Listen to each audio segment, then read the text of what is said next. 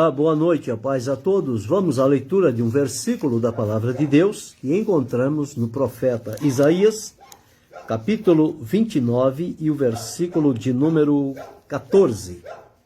Assim está escrito: Eis que continuarei a fazer uma obra maravilhosa no meio deste povo.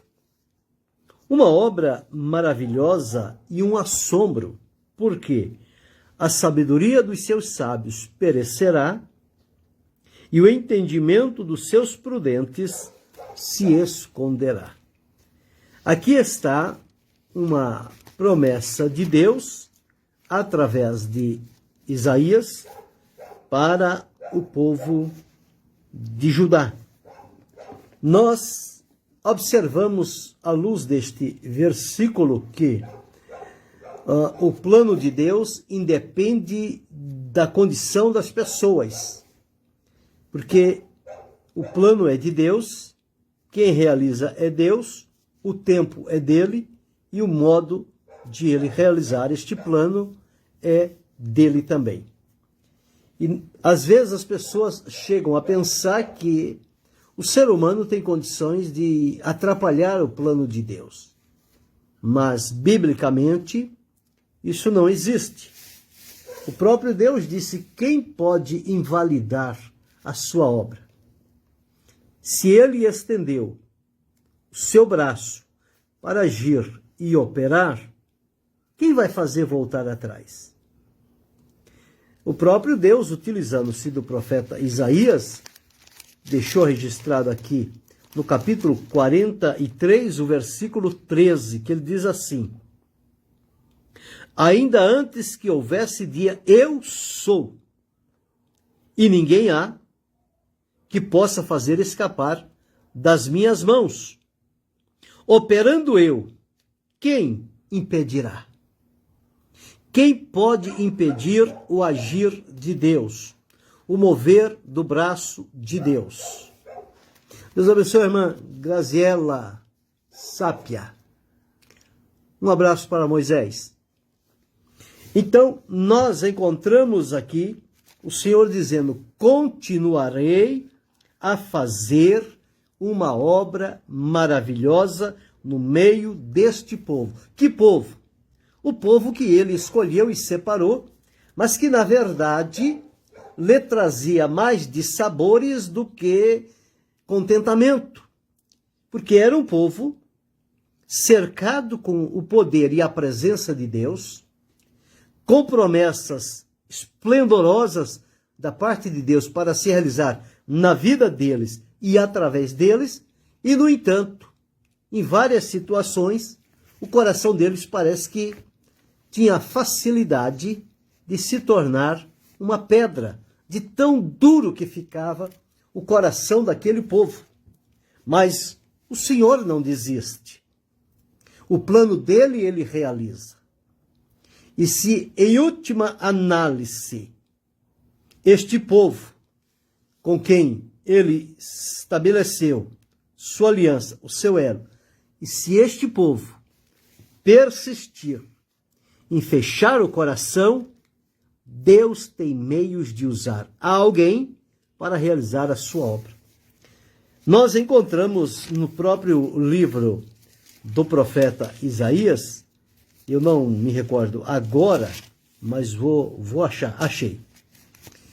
No capítulo 65, o versículo 1 e 2, diz assim: ó, fui buscado dos que não perguntavam por mim. Fui achado daqueles que me não buscavam. A um povo que se não chamava pelo meu nome, eu disse: eis-me aqui. Estendi as minhas mãos todo dia a um povo rebelde, que caminha por caminho que não é bom, após os seus pensamentos. Que povo é este? O povo de Judá. Povo que me irrita diante da minha face de contínuo, sacrificando em jardins, queimando incenso sobre tijolos, assentando-se junto às sepulturas, passando noites junto aos lugares secretos, comendo carne de porco, caldo de coisas abomináveis nos seus vasos. E dizem: retira-te e não te chegues a mim, porque sou mais santo que tu. E o Senhor diz: estes são um fumo no meu nariz, um fogo que arde todo o dia. Mas está escrito diante de mim, não me calarei, mas eu pagarei, sim, deitar-lhe-ei a recompensa no seu seio. Bem, o povo que era para ser o povo da bênção, da promessa, do cumprimento de tudo que Deus havia prometido. Eles não se deram por satisfeito e procuraram criar um caminho próprio para eles. E, no entanto, um caminho errado. A própria Escritura afirma que há caminhos que ao homem parece direito, mas o fim deles são caminhos de morte. São caminhos perigosos. Não são caminhos que vão aproximá-lo de Deus, mas são caminhos que vão afastá-los do Senhor. E Judá tornou-se infiel. Mas mesmo nesta infidelidade, Deus, como eu disse há dias atrás, a imutabilidade de Deus faz com que ele mantenha o seu plano e propósito e cumpra, porque Deus não é homem para falar uma coisa e depois, de acordo com a reação dos homens, ele muda o que falou ou nega o que tinha afirmado. Não. A palavra de Deus ele sustenta. Não é como os nossos dias. As pessoas estão aí para fazer campanhas, para ver se consegue voto e aceitação por alguém, mas promete aqui, nega ali, promete lá, contradiz no outro lado, não são firmes, não são verdadeiros, não são fiéis. Deus não. Deus é essencialmente fiel. Ele, diz a Bíblia, ele não pode negar-se a si mesmo. Ainda que eu e você sejamos infiéis, como foi o caso aqui de Judá, Deus, todavia, permanece fiel. Deus abençoe, irmão José Campos, Augusto Monteiro, Deus abençoe. Então, Deus permanece fiel. A palavra dele não volta atrás. Através do profeta Isaías, o Senhor deixou registrado o seguinte: assim será a palavra que sair da minha boca. Ela não voltará para mim vazia. Antes fará o que me apraz e prosperará naquilo para que a enviei. Isaías 55, 11. Então, o Senhor garante que o que ele prometeu, ele vai realizar.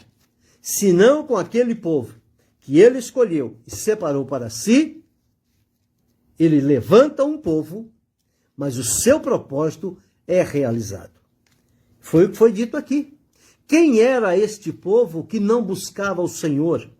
Quem era este povo que não estava contado como povo de Deus, mas que seria abençoado através do povo chamado povo de Deus? A bênção de Deus viria sobre eles e deles elas se refletiriam para as demais nações, porque Israel foi escolhido por Deus para ser a sua testemunha na terra, e ele era chamado luz das nações. Tanto é que o convite era: vamos a Jerusalém, porque de lá sairá a lei, o conhecimento, as orientações, elas virão de lá para cá.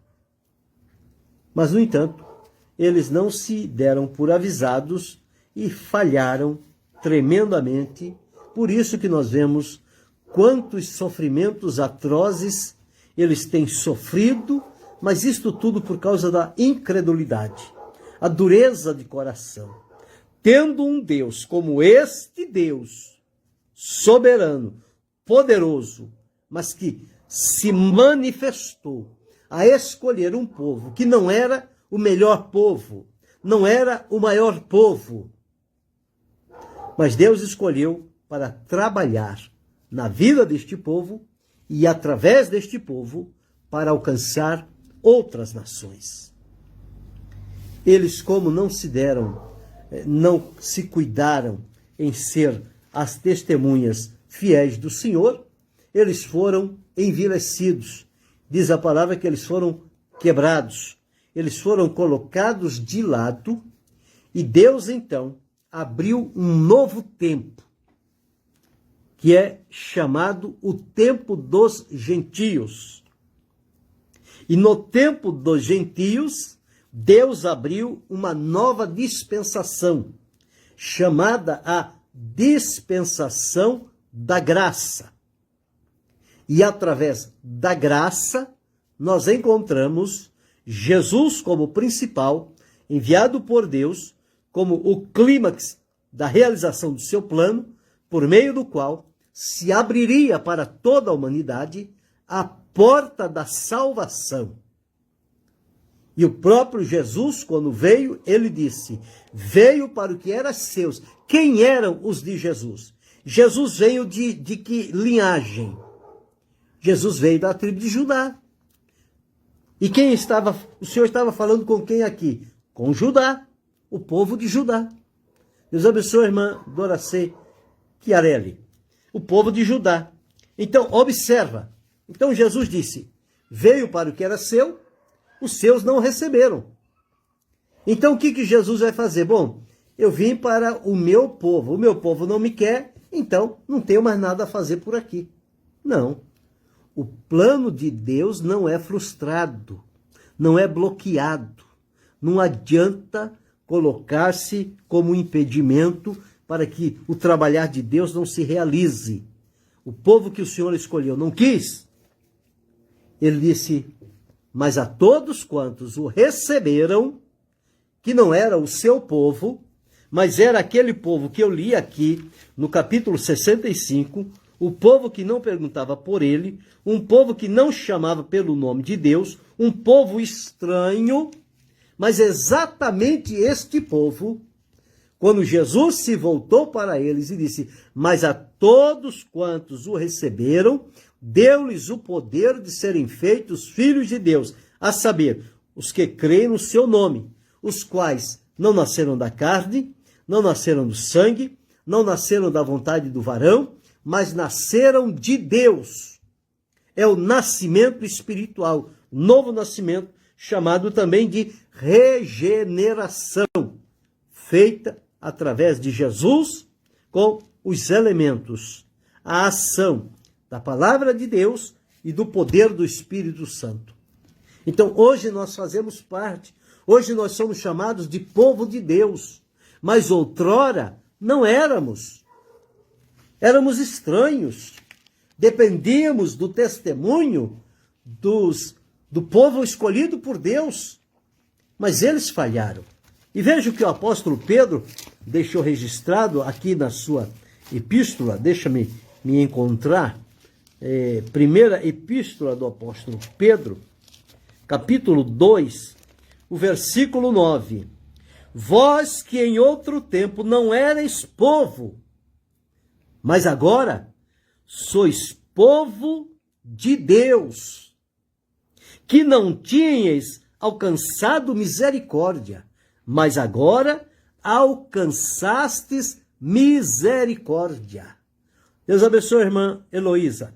Então aqui nós encontramos, veja aqui, a promessa de Deus foi essa aqui. Eu li Isaías 29, 14.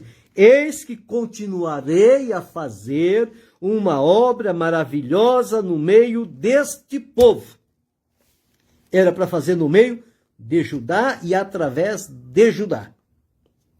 Uma obra maravilhosa e um assombro, porque a sabedoria dos sábios perecerá e o entendimento dos prudentes se esconderá. Agora, como é que ocorre agora?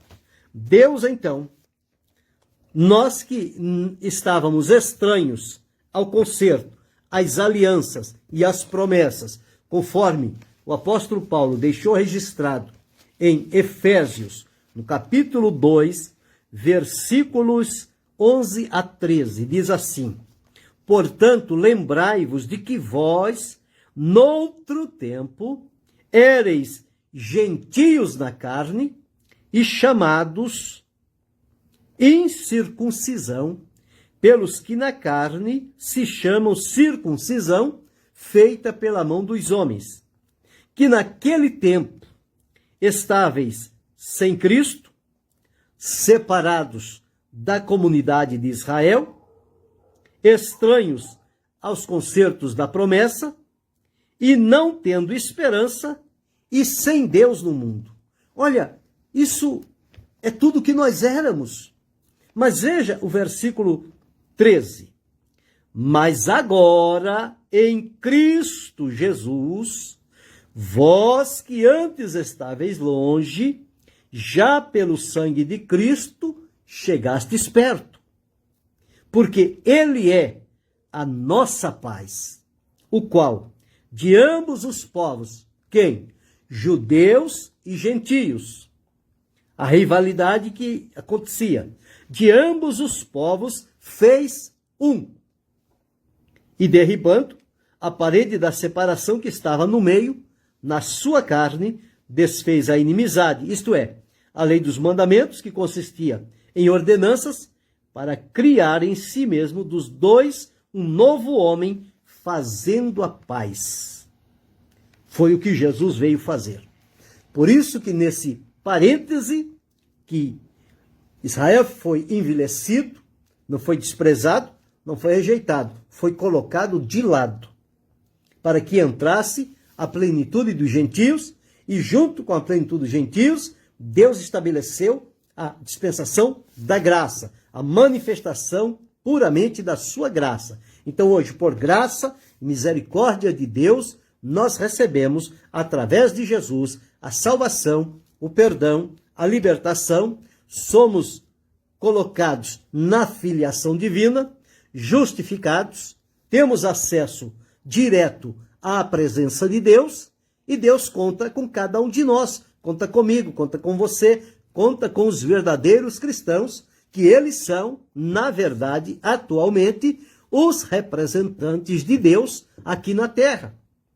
Por isso é que nós não podemos nos misturar com este mundo de trevas e de pecados. Nós precisamos ser um referencial de Deus na terra. Assim como Deus tinha Jó. E Deus testemunhou para Satanás quem era Jó. Um homem, conforme ele disse aqui, no capítulo 1 e o versículo, parece-me, 6 de Jó, capítulo 1. Deixa eu ver. Versículo 8. Versículo 8.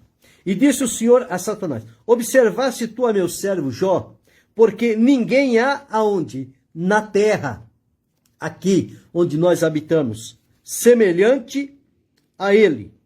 Homem sincero e reto, temente a Deus e desviando-se do mal.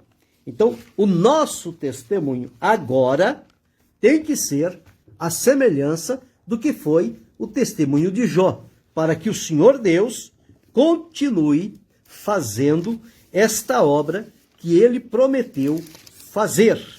Uma coisa maravilhosa no meio do povo, uma obra maravilhosa e um assombro. Observe no capítulo 43 de Isaías, o versículo 19, está escrito assim: eis que farei uma coisa nova, e agora sairá a luz. Porventura não a sabereis? Porém, caminho no deserto e rios no ermo. Quer dizer, aquilo que era impossível, improvável de acontecer, por conta da dureza e incredulidade do coração de Judá, Deus tem os seus meios e caminhos e faz acontecer. Por isso que ele diz: quem pode invalidar a minha mão, estando ela já estendida? Ou quem pode impedir quando Deus está operando? Ninguém. O profeta Abacuque também falou sobre esta ação de Deus. Abacuque, no capítulo 1, e o versículo de número 5, está escrito assim: vede entre as nações e olhai, e maravilhai-vos e admirai-vos, porque realizo em vossos dias uma obra que vós não crereis quando vos for contada. Então, a obra de Deus é uma obra que vai impactar o mundo por inteiro. As vidas humanas tomarão conhecimento da obra maravilhosa que o Senhor continuará a fazer. Ele não se deixa levar pela decisão humana e também não se frustra e não encolhe o seu braço. Ele estendeu o braço continuará estendido. Ele não recua, ele não volta atrás aquilo que prometeu. Em Atos, no capítulo 13 e o versículo 41, está escrito assim, observe.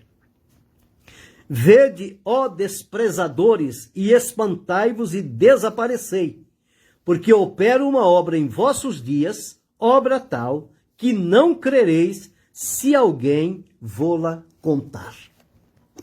Então, aqui está a grandeza do Deus a quem servimos. Ele não se deixa levar por respeitos humanos. Ele não é movido pela simpatia do povo. Se o povo obedecer, se o povo atender, então eu vou fazer. Se o povo não obedecer, eu também não vou fazer. Não. O ser humano age assim.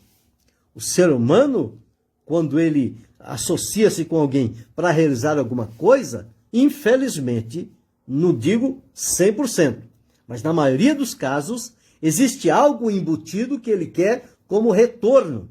E se de outro lado a decisão da pessoa é contrária àquela, pronto, acabou tudo ali, morre tudo ali e já não vai mais à frente, desiste de tudo. Deus não. O povo não quer, este povo não quer, a bênção, a promessa se realizaria através da vida deles. Eles quiseram dificultar o trabalhar de Deus na terra, Deus levanta outros e realiza do mesmo jeito. E depois eles vão ficar lá de queixo caído. Sabe o que Jesus disse para o povo que era chamado o povo dele? Que se julgava o melhor povo da terra e não quis crer no Senhor Jesus? Jesus disse, olha, enquanto vocês ficam aí na porta, os publicanos, os pecadores e as meretrizes, elas entram adiante de vós no reino de Deus.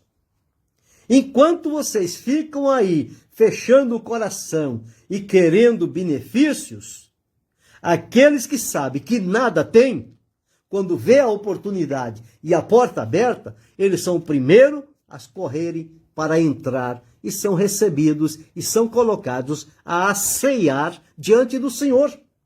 Há uma grande festa, um grande banquete. Olha, mas para publicano, pecadores e meretrizes, sim. O Senhor Jesus não veio para os sãos, para os justos. Ele veio para os doentes. Ele veio para os pecadores. E quando eles o reconhecem, eles entram pela porta. Por isso que as pessoas ficam olhando, mas fulano não merecia ser salvo. Fulano não merecia a promessa de um lugar no céu. Realmente não merecia. Mas por graça, Deus concedeu. E quem pode ir contra a ação de Deus? Aqueles que se julgavam escolhidos, nação preferida, povo privativo de Deus, pensaram que eles tinham alguma força contra Deus, eles ficaram na mão e sentiram as consequências de decisões erradas que eles tomaram. Porém, isso também é para mim, é para você, um aviso, uma advertência. Nada está registrado na palavra de Deus sem ter uma aplicação. Estou falando o que aconteceu lá atrás. Mas nos nossos dias, quantas pessoas que foram alcançados por Jesus, salvos e libertos por Ele, sabe do amor e da misericórdia de Deus, sabe que Deus tem um plano na vida dele, na minha vida, na sua, na nossa vida. E ao invés de nos colocarmos na direção de Deus, para que Ele, com seu amor, graça e misericórdia, porque não há merecimento nenhum em nós, ele realize, ele trabalhe em nós e por nosso intermédio para alcançar a outros, muitas das vezes nós estamos fazendo como Judá. Não, eu só quero se for assim.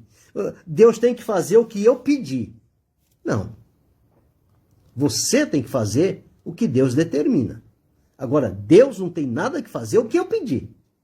Ele não está sujeito a mim. Ele é soberano. Ele é que está no comando.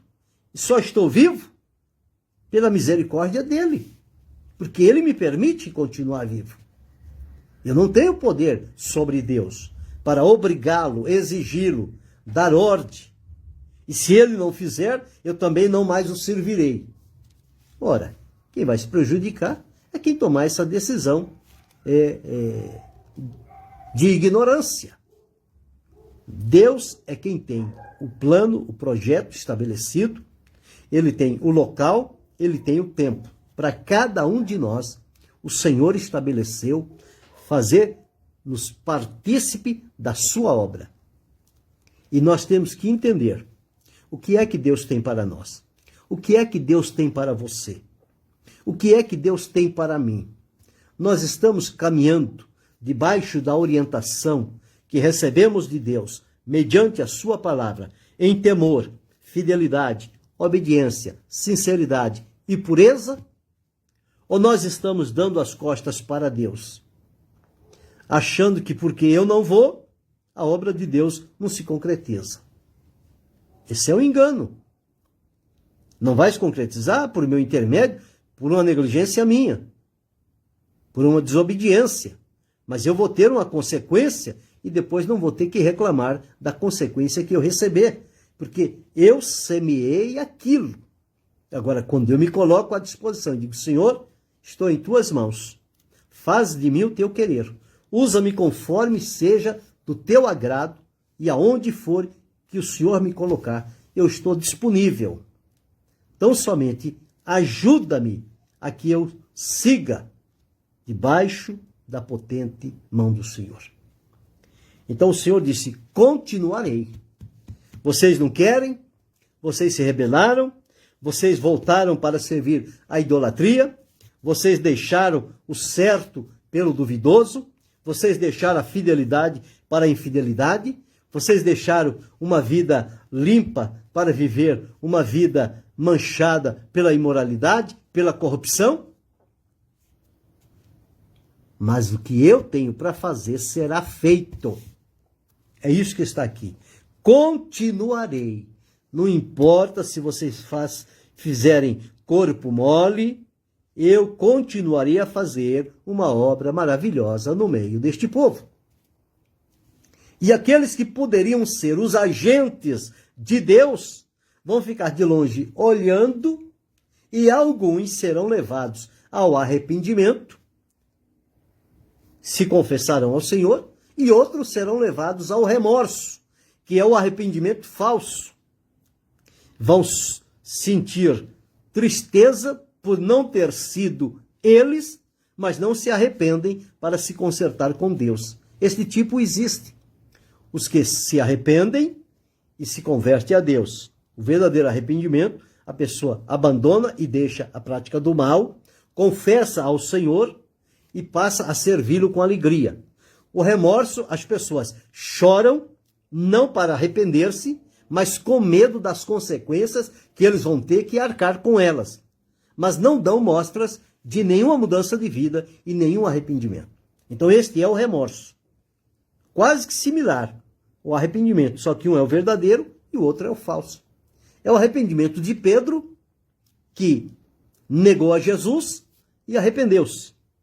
E o arrependimento de Judas, que vendeu Jesus por 30 moedas de prata, e quando disse que arrependeu-se, ele jogou as moedas lá no templo e foi se enforcar.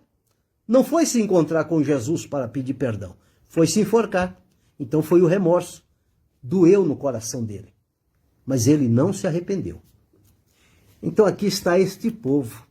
E no nosso meio, que servimos a Deus, existe esse tipo também. Portanto, a palavra de Deus é esta, para nos darmos por avisados de que o Senhor Deus continuará fazendo uma obra maravilhosa no meio deste povo.